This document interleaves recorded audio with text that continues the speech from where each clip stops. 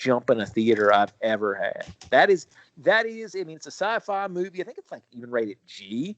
But as far as just something unsettling and just creepy, man, that's up there for me. All right, we're recording. Ready? Right. Yep.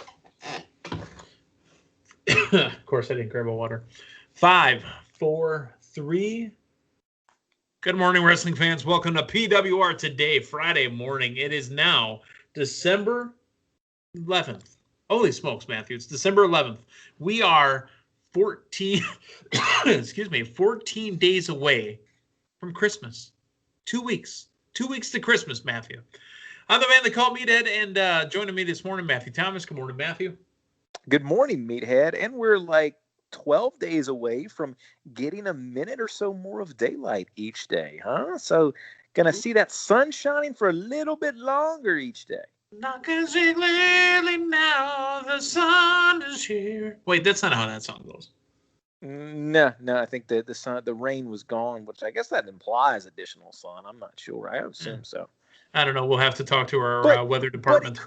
But it could, it could actually. I mean, it could be dark outside and the rain has just stopped, so you're not necessarily getting, any more sun. But I get all my weather from Troy. You know who I get mine from? Who's that? I cannot believe I just failed. He's from Canada, and he does the most amazing weather reports. Oh, my God. That I just failed. He's got his own YouTube page. He's been awarded. Oh, my God. Matthew, tell the folks a story. I need to figure this out. Now, I only hope that you're referring to the weatherman that delivered your baby, because I was listening to, I believe it was Monday morning show. And, a lot of times in the morning I listen, while I'm doing stuff, cooking breakfast, making coffee, bathing myself. And I believe you made a quick reference to the fact that a weatherman delivered one of your children. And so I assume you're talking about that guy. Frankie McDonald. I love Frankie McDonald. Why did I literally brain farted on that. But if you are not getting your weather reports from Frankie McDonald, you have no idea. Matthew, do you know who I'm talking about? Frankie McDonald. I have no idea, but I'm a little bit concerned that you're getting Canadian weather reports. No. Frankie does them for everybody. Oh. Hello, everybody. This is Frank. And again, I need to preface this. I am not making fun of Frankie. I love Frankie's weather reports. I do a bit of an impression of him. This is not mocking Frankie. You have to see this to understand what I'm talking about. But I love Frankie McDonald. I would support him if he came on the air here. All right. He goes, get your Diet Cokes, get your Pepsis, order your pizza, order your Chinese food. Milwaukee, Wisconsin, be prepared. I love Frankie. Is this Frankie fellow, is he paying for this promotion here? I'll pay Frankie. I don't care. Because fantastic. What I'm hearing right now, you're hawking his wares. Yeah. I mean, Frankie's got a bobblehead. He's got T-shirts. I mean, go ahead and over to FrankieMcDonald.com. Full-fledged merch, huh? Yeah, but let's talk about our real sponsors who actually want to be on the program. Manscaped.com. PWR is the promo code, 20% off of all your gear over at Manscaped.com. I wonder if Frankie McDonald is using Manscaped.com. We have to get him on the program. Manscaped.com. Get yourself the Lawnmower 3.0 and everything to make yourself silky smooth. Make sure your balls are smooth, too. And after you've shaved your balls with your Lawnmower 3.0, use a little ball powder from Manscaped.com. And our friends over at collarandelbowbrand.com, the promo code PWR360, 10% off of anything you're buying, plus the winter gear. Matthew, you said you spotted out some winter gear over at Uncle Al's store. They've got a pretty nice little one with a snowman on it, a special 2020 seasonal one, and it's one of those that, I got a feeling it's probably in limited supply. So you better get over there while you're, while you can still grab it. I feel like I saw an OVW shirt 2020. Yes. I wasn't there. Yes. I saw that. And then I believe there was also a retro OVW shirt too. So, I mean, it's tough to keep track of. It seems like there's new ones popping up every day. There you go. All right. We got a little bit of news. First off, let's start off this morning. The sad passing of, you might know him as Debo. You might know him from other roles. I know him from probably his most terrifying role, at least to me. He was Zeus. He was Zeus Tiny Lister He battled Hulk Hogan in No Holds Barred, and then came on to the main event of SummerSlam, teaming up with the Macho Man Randy Savage. Do you remember that? I know of that era, and that's something actually the last couple of years I've been meaning to go back and rewatch on the network now that you've got all of that at your fingertips. Such a very interesting time period there where you had your feature film, and then you also kind of had that turned into a little bit of a little bit of wrestling reality there. So just a very interesting moment in time for the then WWF that I don't know that's really been replicated. I'm going to read to you a little bit from WWE's website, okay? Like a bulldozer with no operator, Zeus, the human wrecking machine, ran over WWF, I don't care what their website says, WWF in the late 1980s, leaving nothing but destruction in his path. The 6'5", 300-pound co-star of Hulk Hogan's movie, No Holds Barred, Zeus enters WWF rings in 1989 to prove that his loss to the Hulkster in the film was purely fiction and he deserved top billing on the marquee. Building up the tension between him and Hogan on the set, the human wrecking machine brutally assaulted Hogan before a WWF title defense on Saturday night's main event, clubbing him with vicious forearm shots. The monstrous Zeus soon found a common bond with Macho Man Randy Savage, as the two shared an intense dislike for the Immortal One. The human wrecking machine seemed unstoppable at Savage's side as nothing fazed him. Hulk Hogan and his buddy Brutus, the barber, Beefcake, threw everything at the towering figure, fist, clothesline, steel chair shots, but Zeus barely flinched. I remember it like it was yesterday. A young man they called, high school meathead. That happened. It was fun or times. At that point, would it be the boy they called meathead? No, I was still a man. Actually, at that point, I wasn't even called Meathead. Would you like to guess, ladies and gentlemen, would you like to guess what the nickname of the man they called Meathead was actually in high school? I want to hear your guesses, Matthew. I'm going to go with partner. No. They'd say, howdy, partner. Hey there, partner. Yeah, I'm going partner. No. No, a little behind the curtains here. Ronnie Boy. Ronnie Boy. Yeah, that was going to be my second guess. Those are my video game initials as well. R-E-B. I was like Chuck E. Cheese, except for I was Ron E. Boy. Isn't that the sidekick of Britt Baker? Ronnie Boy? Yeah, Ronnie Boy. Yeah, I'm pretty sure that's what it is. So sad to hear the passing of Zeus. He actually is in one of my favorite movies of all time, too. And you don't think about him being in there, but he plays a very small but very important role in The Dark Knight. Oh, I did not know that. You've seen The Dark Knight, right? Yeah. All the way at the end, when Joker puts those two different boats full of people, he's the prisoner that says, "Give it to me."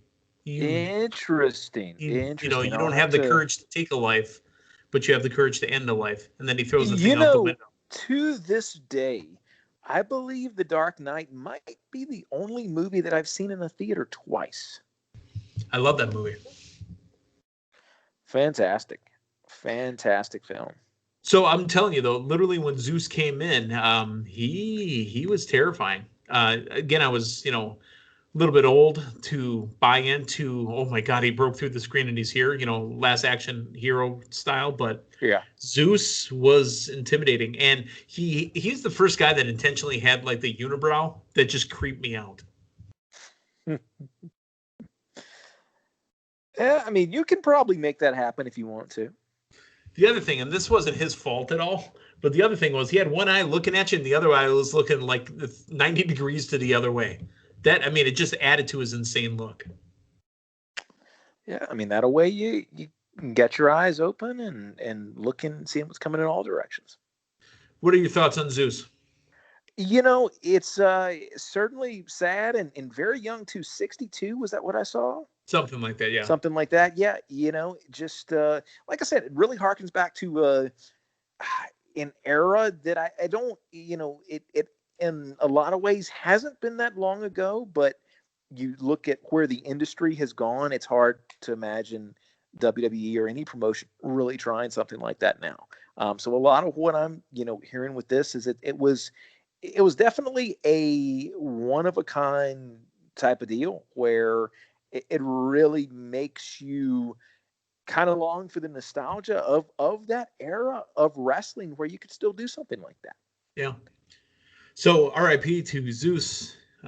Sad to see him go. Again, I enjoyed the roles that he played.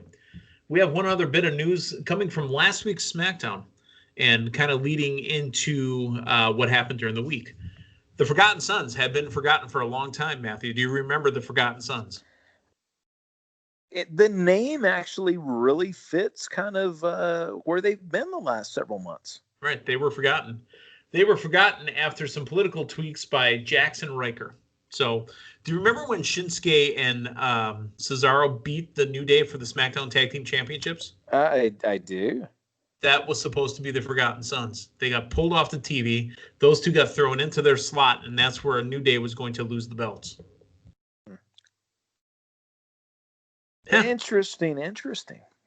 So they are back. You saw him on last Friday's SmackDown coming out with King Corbin as part of his court. Now, the assumption was, because you only saw 2 of 3, right? You saw Steve Cutler and you saw Wesley Blake. Uh-oh. Looks like they're going to get rid of Jaxson Ryker, right? Because he was the one that made the tweets and put these other guys back on TV after they cooled off. Elias, after his Symphony of Destruction match with Jeff Hardy, was on Main Event, and he had some muscle with him. And it's Jaxson Ryker. Look at Jaxson Ryker back on TV, preferably probably going to show up on the Raw brand. Your thoughts on what we could do with Elias having a bodyguard with him? What I'm hoping here is further development for Elias. Like, I really enjoy Elias. I think he's got a really interesting... The gimmick is fun and interesting, but when I was watching the match with Hardy a few weeks ago, he just seems like he is in this stalemate as far as where he can go. In a lot of ways, I feel like he's kind of been pigeonholed in with that character. Pigeon scooped? Scooped the coop? Pigeon, they fly and then they I feel like I saw a picture about something about that earlier. But anyways, you were saying Elias. Yeah.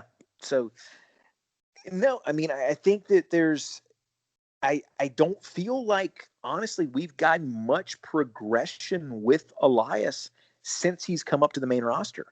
The character's still fun. The gimmick is still fun, but just had a record come out. Yeah, he's had several albums come out, but I'm having a hard time taking him as a serious threat. When I see him in the ring, so he needs something now and I think that you can still progress that character, in the confines of what he's got. I think the gimmick is great, but I feel like to a certain extent they put him out there, let him be Elias, and that's enough. I don't necessarily feel like he's really inching any closer towards the top of the card, and maybe somebody with him, maybe something like this can, be a little bit more credibility to move things in a direction to where you see him out there, you take him serious and say, okay, this is a guy who can, hang in that upper portion of the card. Yeah. Okay. I just want to see something happen, something different, because Elias is ultra talented and the guy's got the size, he's got the look, he's got the talent. And, David Hero told us on this very program that he just has to stop getting injured. Well, he's not injured. He's on TV right now. Let's do something with him. It's all about the talent doing what they can do with whatever they're handed.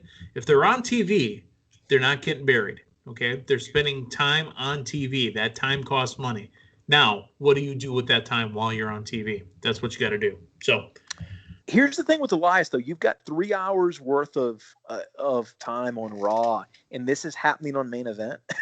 Give us something interesting in the middle part of the card, and this is happening on something that I don't think a huge portion of the population is watching, where it could have happened. Main Event's the house show of the COVID era. Yeah. You test stuff out.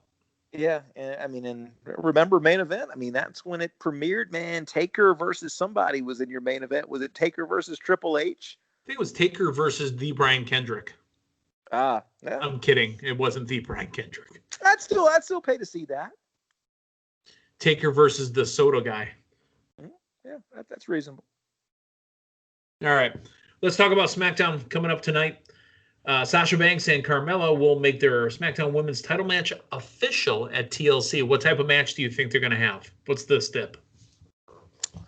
They are going to have a non-gimmick, traditional, good old-fashioned wrestling match.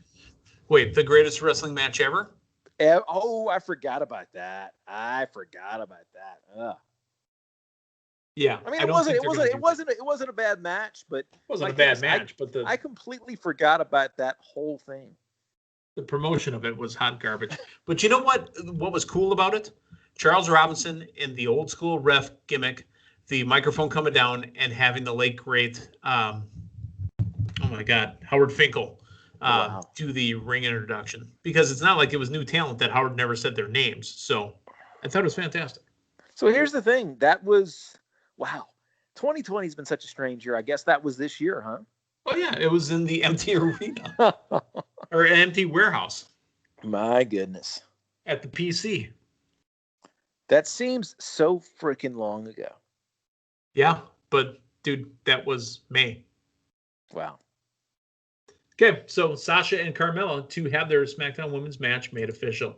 We haven't had them technically touch yet in the ring. They've been attacking. They've been talking about each other. Once we realized the woman that was doing the thing was Carmella, now she's going after Sasha. She went after Sasha right after Bayley lost her chance to get the belt back. So, and what a very solid reset they've done on Carmella. You know, and I like the approach of, you know, having her come and challenge for it right at the gate. I don't think she's going to take it off of Sasha, but it's putting her at the top of that card right from the get-go.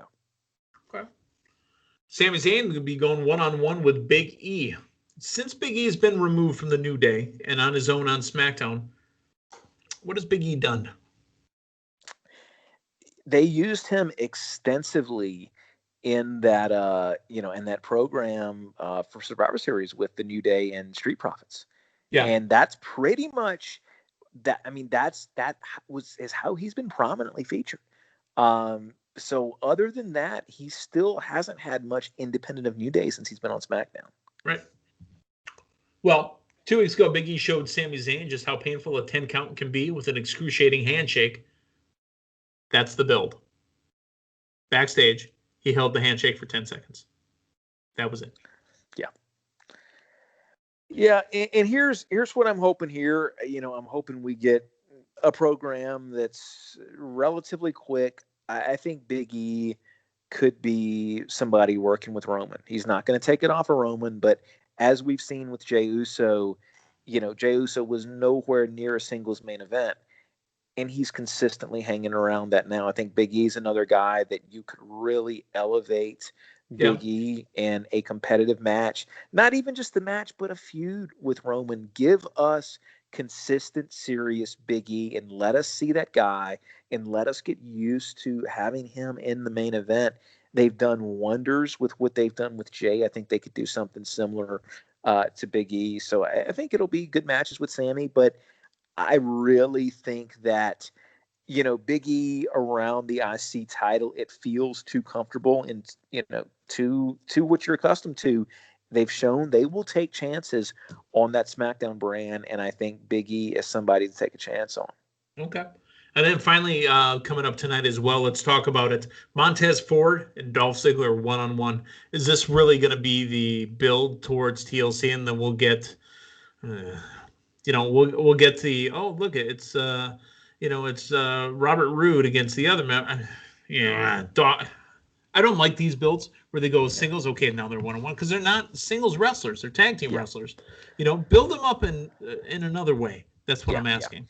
Yeah, it's filler, or just, you know, get us excited about the match. You know, it's a placeholder, and it is a traditional placeholder. WWE goes back to, you don't see it quite as much now, but you used to get the unlikely tag team partners. We're in a feud, but guess what? Now we're tag team champions. How are we ever going to get along? They've got their familiar tropes that they go back to, and unfortunately, this is one of them. Tropes. Nice. And unfortunately, I mean, it more often than not feels like filler. Finally, this is the night they've moved. WWE is in the Tropicana tonight. Do you think we'll see anything different look from what we were getting at Amway Center? Oh yeah, I mean it's a bigger place, and no matter what you do to try to make it look as identical, there's going to be a different aesthetic there. And okay. I think the ultimate plan here is that, you know, you're outside, you're at a much larger capacity, so when they get to a point where they feel comfortable with having an audience of some sort, I mean, you're seeing it in Florida now with their competition. You know, 10% of a baseball stadium is a lot more than 10% of a basketball arena. Yeah. Okay. Well, that's Smackdown for tonight. That's PWR Today for the week. For Matthew Thomas, I'm the man they call Meathead. Hey guys, thanks for stopping by. Make sure to like and subscribe. We're all over the place. We're on YouTube. We're on Twitcher. We're on Sprecher Root Beer. We're on Spotify. We're on Facebook. We're on Apple iTunes. We're everywhere that you can download a podcast. Plus, visit our friends over at Fight.tv for all the amazing Pro Wrestling Report content. For Matthew, I'm Meathead. Thanks for stopping by. So long, everyone.